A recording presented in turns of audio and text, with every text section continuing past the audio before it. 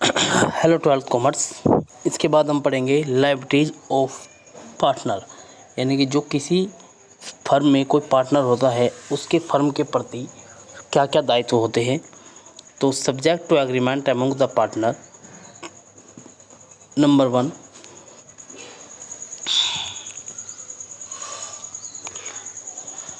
if a partner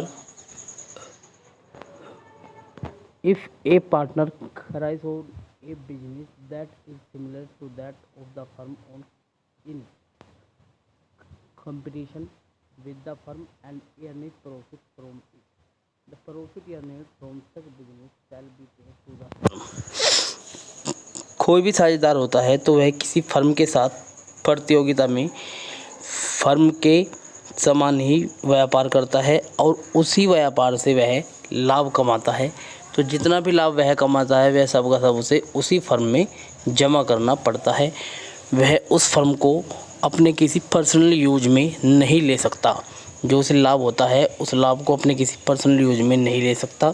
जितना भी लाभ होगा उसे वह सारा का सारा लाभ उसे फर्म को ही डिपॉजिट करना पड़ता है। इसके बाद है नंबर 2, और नंबर 2 में है if A partner earns profit for himself from any transaction of the firm or from the use of firm's property or business connection। यदि कोई साझेदार फर्म की संपत्ति या व्यापार कनेक्शन का उपयोग करके किसी भी प्रकार का कोई लाभ कमाता है तो the profit so earned shall be paid to the firm, तो वह लाभ उसे फर्म को ही देना पड़ता है। For example, a partner gets commission from the buyer of goods on goods sold by the firm.